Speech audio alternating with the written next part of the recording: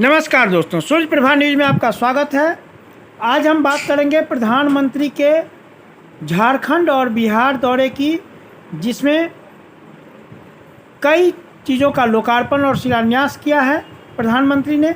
सबसे पहले झारखंड की, जहां झारखंड में प्रधानमंत्री ने 16,000 करोड़ के कई प्रोजेक्ट का लोकार्पण और शिलान्यास किया है, जिसमें देवघर में एम्स जैसे संस्थान का स्थापना के साथ ही बाबा धाम में एयरपोर्ट और भी कई सारे प्रोजेक्ट्स की।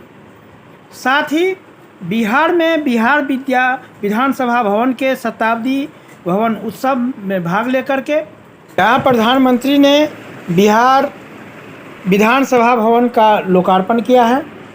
साथ ही यहाँ आप देख सकते हैं प्रधानमंत्री देवघर में किस तरह से पूजा अर्चना किए हैं, भगवान भोले शंकर का, उनका आशीर्वाद लिया है, देखा जा सकता है।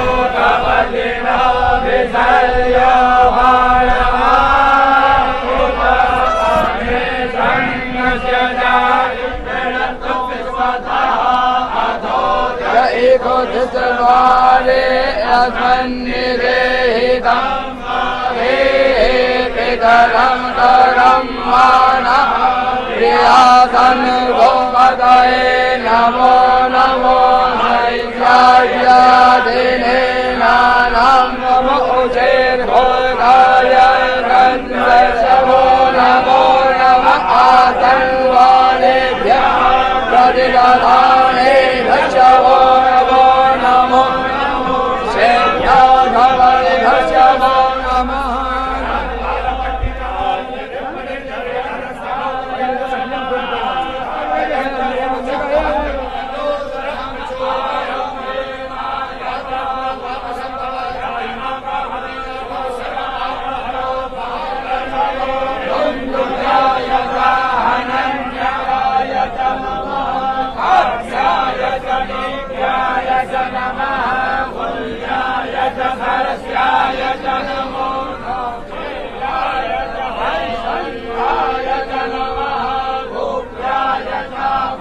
अर्चना करने के बाद प्रधानमंत्री मोदी द्वारा पुजारियों का अभिवादन, पुजारी अंग वस्त्र प्रदान कर मोदी का स्वागत करते हुए यहाँ देखा जा सकता है।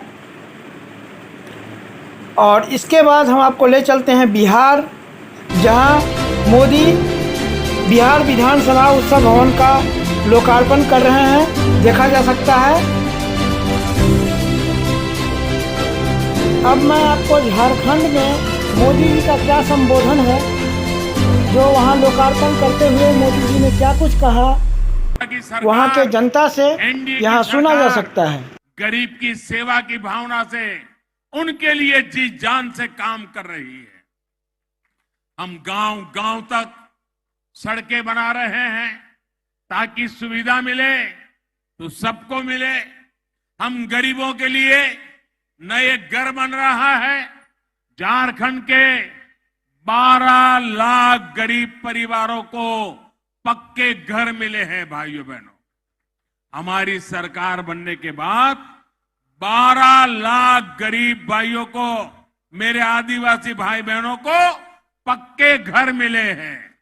हर परिवार को बिजली मिले, पर्याप्त बिजली मिले, गरीब से गरीब बहनों को रसोई गैस मिले, हर घर जल पहुंचे, इसके लिए हम निरंतर काम कर रहे हैं। हमारी सरकार के ऐसे ही प्रयासों से मेरे गरीब भाई बहनों में गरीबों के विरुद्ध लड़ने का, गरीबी के खिलाफ लड़ने का, गरीबों को गरीबी के खिलाफ लड़ने के लिए तैयार करने का, गरीबी दूर करने का नया साहस पैदा हुआ है। बिहार विधानसभा भवन के शताब्दी उत्सव समारोह में मोदी जी लोकार्पण के बाद लोगों से मुखातिब होते हैं और बिहार के विरासत की खूब चर्चा करते हैं। बिहार जो कि प्रथम लोकतंत्र स्थापित करने वाला राज्य रहा है, इन सब बातों की चर्चा करते हुए क्या कुछ कहा मोदी जी ने, यहाँ आप सुन सकते हैं। यहाँ सुना जा सकता है कि मोदी जी क्या कुछ बिहार के बारे में कहते हैं। मौजूद होता हूं तो मैं बहुत गर्व से कहता हूं, क्योंकि हमारे कान में किसी न किसी कारण से एक शब्द भर दिया गया है। हमारी मन की रचना को एक जगह पे स्थगित कर दिया गया है। हमें बार बार सुनाया गया है कि we are a largest democracy of the world, हम दुनिया की सबसे बड़े लोकतंत्र है, और हम भी उसी को स्वीकार कर लिया है बार बार सुनने के कारण। मैं आज भी दुनिया के मंच पर जब भी जाता हूं बड़े गर्व से कहता हूं कि विश्व में लोकतंत्र की जननी ये भारत है। भारत मदर ऑफ डेमोक्रेसी है, और हमने भी, और बिहार वासियों ने तो खास दुनिया में डंका बजाते रहना चाहिए कि we are a mother of democracy. और बिहार की गौरवशाली विरासत, पाली में मौजूद ऐतिहासिक दस्तावेज भी इसके जीवंत प्रमाण है। बिहार के इस वैभव को बिल्कुल सही बोल रहे हैं प्रधानमंत्री, बिहार के इस वैभव को कोई मिटा नहीं सकता है। अब हम आपको सुनवाएंगे इसी समारोह में क्या कुछ मांगा प्रधानमंत्री से तेजस्वी यादव नेता प्रतिपक्ष। यहाँ सुना जा सकता है, जिसको लेकर के मोदी जी भी उनकी चेहरा निहारने लगे। पहले कहा कि हमारे राज्य के वैशाली से ही लोकतंत्र बाकी जगहों पर प्रसारित हुआ।